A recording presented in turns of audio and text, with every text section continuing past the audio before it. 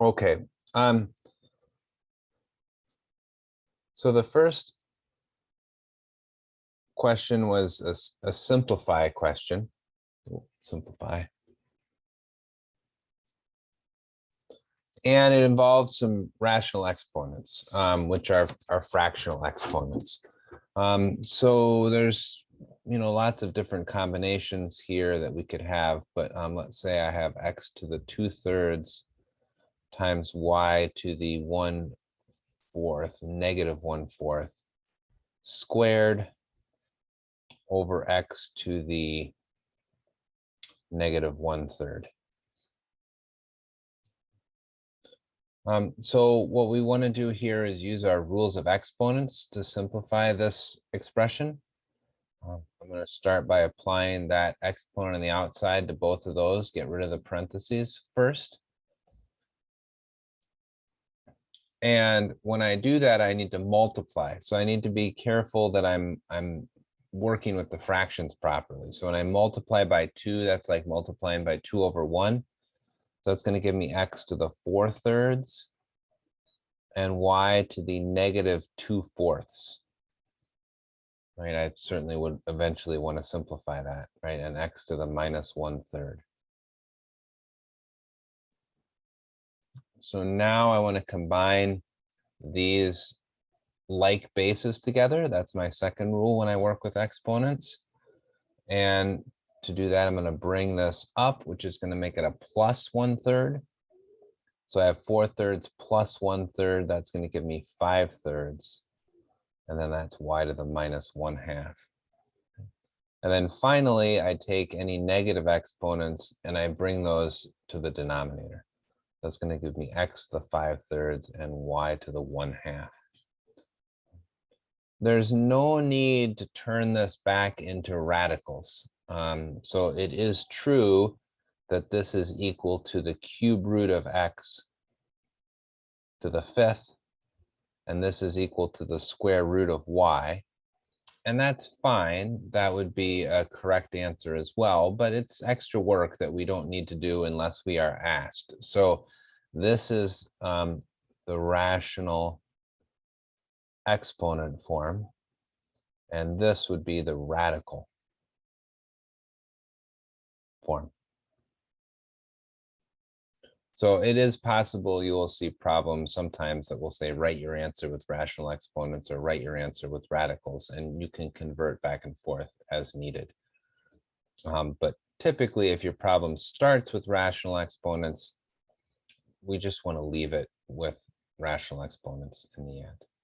Okay. So it's using those exponent rules to simplify. So remember, remove parentheses, combine the like bases, and then finally get rid of any negative exponents.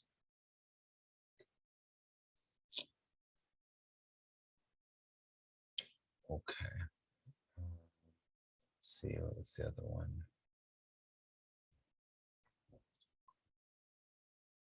Yeah, so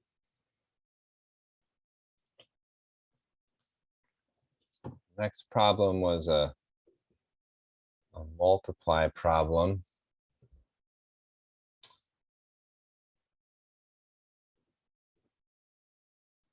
This is a little different, but related. So here we are multiplying radicals together, and we're squaring. So remember, when you're squaring, you cannot distribute that. This one I could because it was a product, right? This piece times this piece. So squaring works to apply it to both pieces, but this is a sum. Right? I have a question. Yes. For the first one, when it's 2/3, so are you Yes. just applying 2 times 2 and you just keep the 3 the way how it is? Yeah, because when you multiply 2/3 times 2, you can really think of the 2 as being 2/1 when you have a whole number like that. And so when you multiply or fractions like that, you just multiply straight across, right? And that's why you get the 4/3.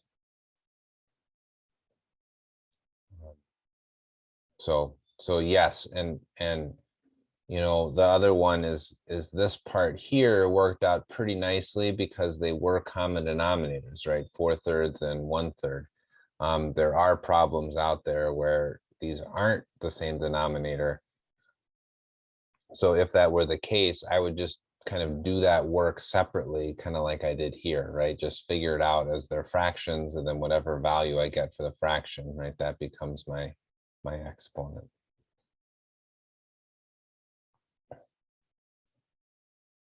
For this one here, right, the squaring means multiplying it by itself. When I multiply, this is a FOILing problem now. When I multiply things like this together, we can multiply the 2 times 2, which is 4. And then the square root of 3 times the square root of 3. It is technically that is the square root of 9, but it also turns out to be just 3. So if you want to think of that as a rule, the square root of a times the square root of a is going to be the square root of a squared, which is just a. So like 2 square roots multiplied together give me just the a. Square root of 3 times square root of 3 is going to give me just 3. If it's helpful to take an intermediate step and write that as the square root of 9, that's certainly a good idea. But you can get right to that answer too. Then I multiply the outside pieces. And when I multiply these, I just multiply it by the 2 because it's a 5, right? It's not a square root. If it was a square root of 5, I would multiply it inside the square roots with this 3. But since it's a 5, it just becomes 10 square roots of 3. There's another 10 square roots of 3. And there's a 25. So that's 12 and 25 is 37. 20 square roots of 3. I cannot add those together anymore because this one it's like a 20x, right? It's a different kind of thing than the 37.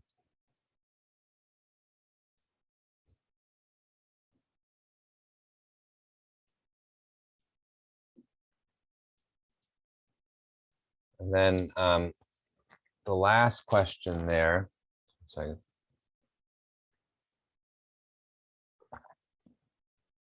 looks like I blurred out my water glass there.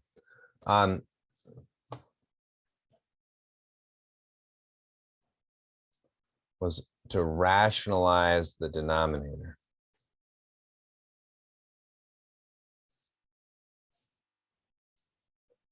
And so, for example, you might have 2 over the square root of 5. To rationalize the denominator means to get rid of the radical in the denominator, whether it's a square root or a cube root, any kind of root, I want to get rid of it in the denominator. Now, it turns out doing that is going to put something related up in the numerator. So I can't get rid of the radical altogether, but I can move it, right? And it turns out that is helpful sometimes to move it out of the denominator. And the strategy, really the only strategy we have to change fractions around is to multiply the top and bottom by the same things. And so what I'm going to choose here is something that is going to give me a non-radical in the bottom. And this kind of previous problem that we did kind of shows you the way. If I multiply the square root of 5 times the square root of 5, that's going to turn that denominator, the bottom, just into 5, right? Square root of 25, which is 5. The top becomes 2 square roots of 5. And it turns out that is rationalized. It no longer has a radical in the denominator. Now, it is a little more challenging if we don't have a square root. So square roots are pretty nice because you can just multiply it by itself to get a perfect square and get rid of that square root.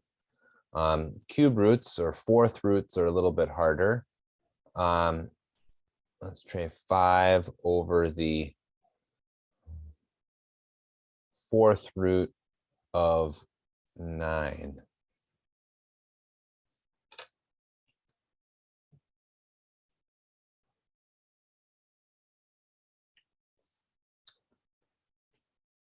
Now, maybe this is a bad example. Let me try, instead of 9, let me try 27. That'll show what I want to show a little better.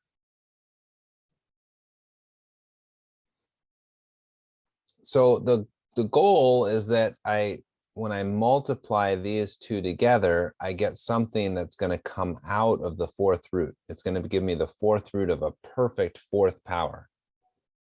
But unlike the square root, I can't just multiply it by itself. That works with square roots, but it doesn't work with higher roots necessarily. It would have worked with the 4th root of 9. That's why I chose a different number here.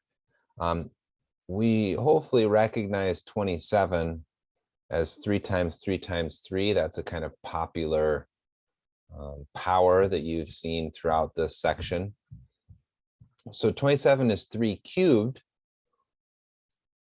What I need to multiply then is another 3, just one more 3, because now I'll get 3 cubed times 3. That's going to be 3 to the 4th, which is a perfect 4th power. And whether you think of it as 3 to the 4th or 81,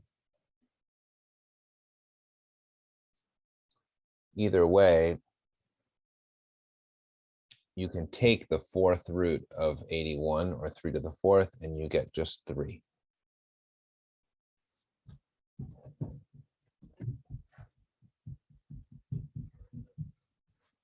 Notice I still have a radical. I have not gotten rid of the radical, but I moved it. I don't have it in the denominator anymore, and I moved it up to the numerator. So those are 3 very similar problems to the take-home work, right? On the kind of same ideas as those problems you asked. They're not the same problems, obviously. That would, make it not very interesting, right? So, but I think you can use those same ideas, hopefully, to finish off those problems. Other questions? Or anything else on any of these?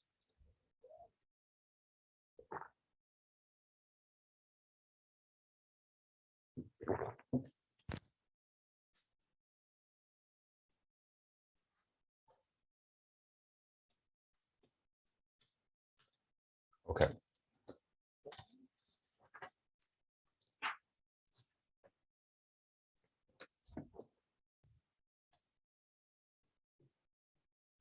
So I wanted to talk about our last 2 sections in the homework, one of which was solving equations. The other was complex numbers. We talked briefly about complex numbers in our last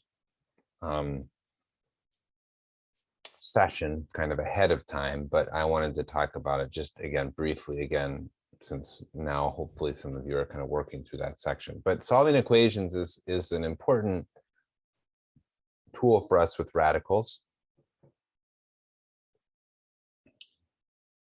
We've solved lots of equations in this class before. The only difference here is that these are going to involve radicals. 2x minus 3 equals 5.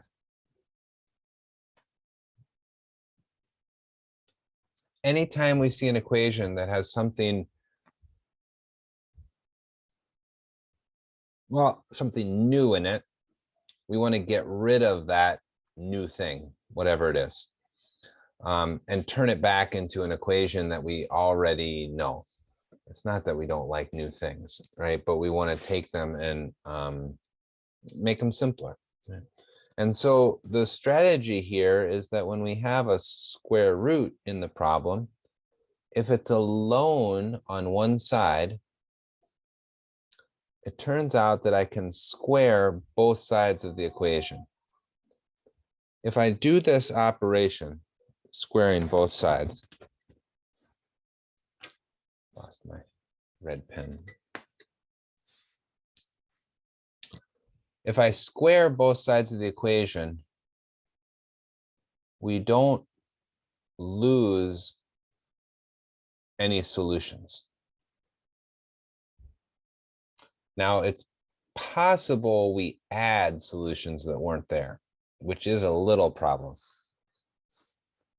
But the good thing is we don't lose any solutions. So when I square both sides of the equation, this is just like slightly different than other things we do to equations. Normally, like if you add a number to both sides of the equation, you don't change the solutions at all. Any solution you started with, you still have, and you haven't added anything new. So the equations are the same. And what that means is if you do all your work correctly, you don't actually have to check your answer because the solution is going to work. In this case, by squaring both sides, it's not perfectly the same problem all the time. We didn't lose any solutions, but that doesn't mean we didn't gain any solutions. So we are going to have to check our work at the end. So I'll show you how that works. But the key mechanic here is that when I square a square root, those two things are inverses of each other. They neutralize each other. And I end up with just the 2x minus 3. And we saw that already. That's really like this, right? Square root of a times square root of a. That's really square root of a squared, right? And we saw that before, that equals a, right? So when you square square root, you get just what's inside. But I also have to square the other side. Right? You can't forget to do the same thing to both sides of an equation. The beauty of this is now I have an equation that doesn't have any square roots in it. And so that's going to be a much easier equation for me to solve. This one turns out to be linear. So I can add the 3 and I can divide by 2 and I get 14. I do, like I was saying, I do need to check this. So it is very likely, well, I don't know about likely, but there are certainly problems that you will run into that you will do all the work correctly and you'll end up with a solution that doesn't work in your original problem. Okay, and so if you put that in, it's going to mark you wrong, or I will mark you wrong. You'll still get, on a test, you'd still get most of the credit for this problem, right? But on WebAssign, it's going to mark you wrong, and you're going to feel frustrated because you're going to say, I did everything right. But if you don't check it, so when I put in 14, 2 times 14 is 28, and 28 minus 3 is 25. Square root of 25 is 5. That does work out. That is a solution.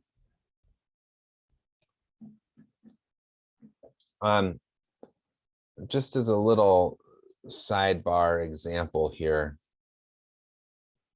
let's say I start with the equation x equals minus 2.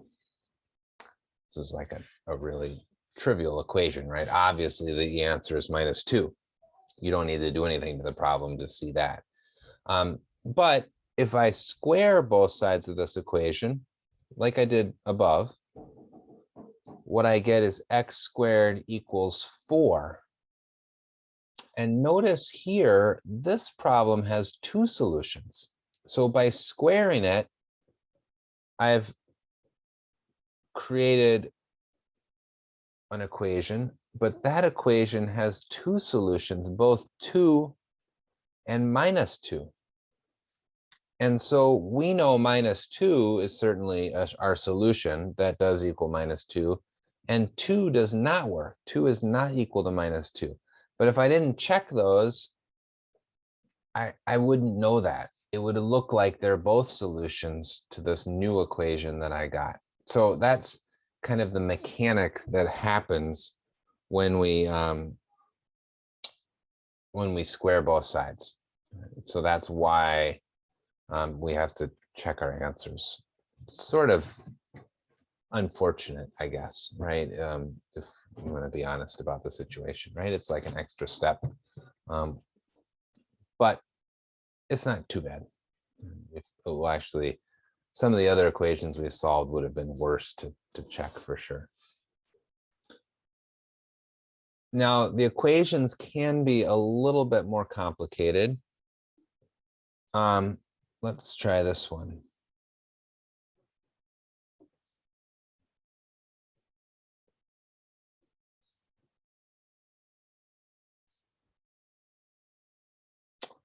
Let's just do this. Equals x. So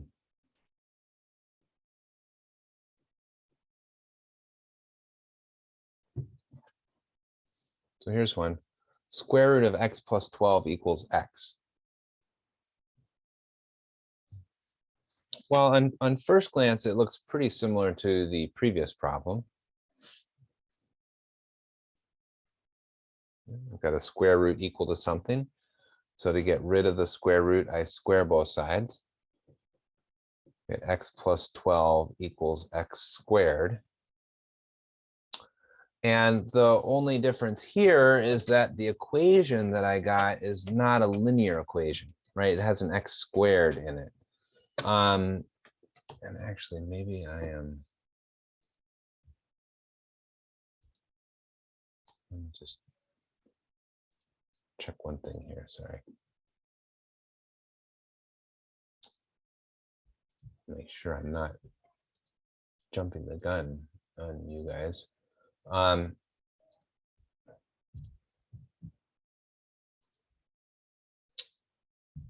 We should know how to solve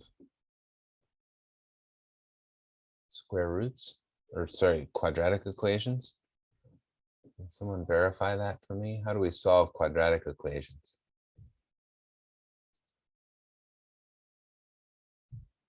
We haven't really done.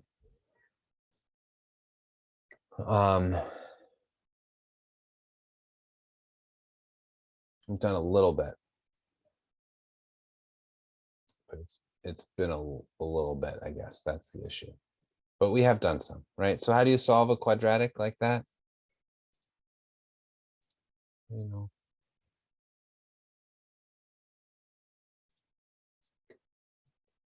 Sorry, I had a moment of panic that I was giving you a quadratic equation and we didn't know how to solve that, because that is our next section. We're going to work on solving more complicated kinds of quadratics, but we do know how to solve this type of quadratic. We would set it equal to 0.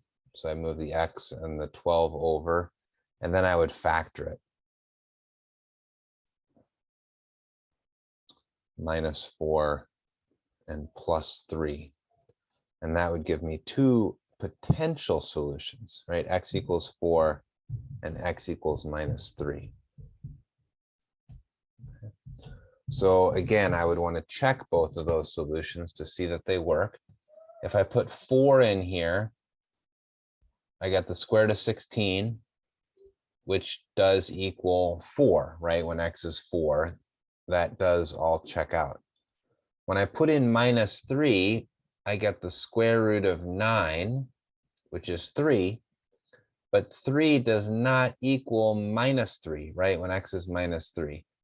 And that's the sort of trick that sometimes happens with these, right? By squaring both sides of that equation, it made it look like those were both solutions, because 9 equals 9, but 3 does not equal -3. So that one is, we call that an extraneous solution. It doesn't solve the problem.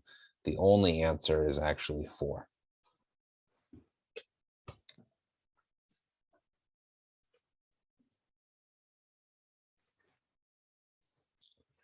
Any questions about that one?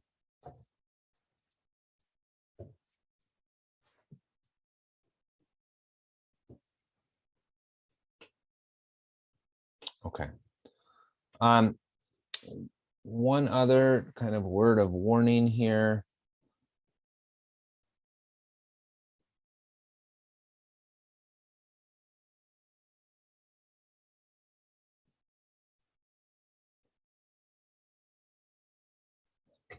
You will often run into equations that look like this.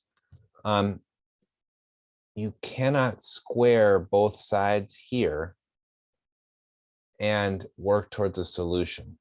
So if you square this left side, because of the sum, you're going to have to FOIL it, which is going to be very complicated and not get rid of the square roots. So what you have to do first, I call it isolating the square root. If I subtract the 3 from both sides, what I've got now looks very similar to the last two problems that I've done, where I get just a square root equal to some number.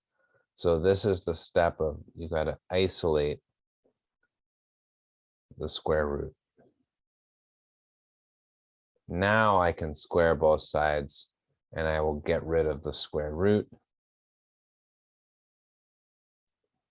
This one, I can subtract the 4 and I get x equals minus 32.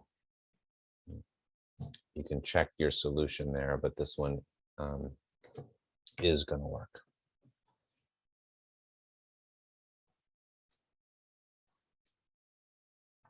Okay.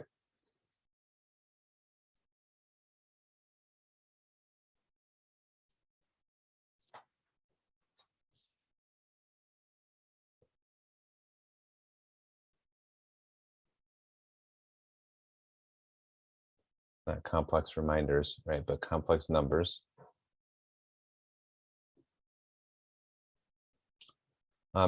Just remember, hopefully at this point, we are more comfortable simplifying radicals. So if I give you, the square root of 12, we know that's the square root of 4 times 3, which is 2 square roots of 3, right? So that would be a simplifying a radical situation.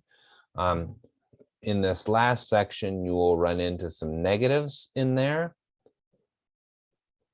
But the process is really the same. It's just when you have the square root of a negative, that negative comes out of the square root as an I.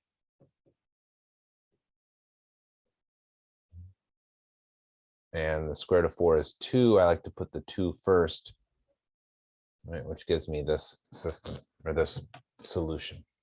So, it's certainly a little different, and there's the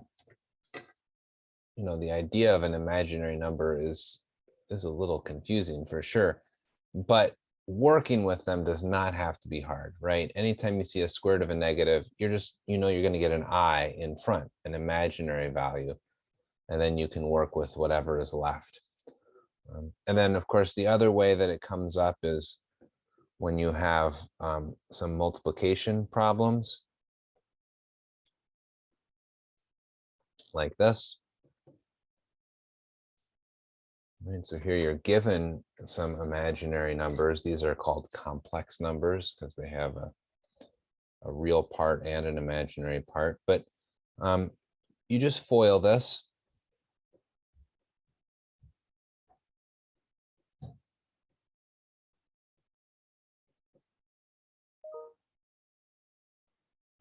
Remember, I times I, of course, is I squared. Nothing really new there. The 10i and the minus I are going to combine to just give you I. But remember that I squared is minus 1. So this is like the one new thing about foiling and working with complex numbers. That's the same as minus 1. That's our definition. So anytime you see an I squared, you want to turn that into minus 1. And anytime you see the square root of -1, I want to turn that into I. So this -1 times a -6 gives me a +6.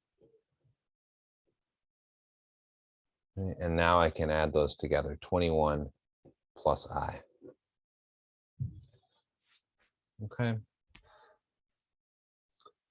So those are the two really kind of important types of problems that you'll see from complex numbers.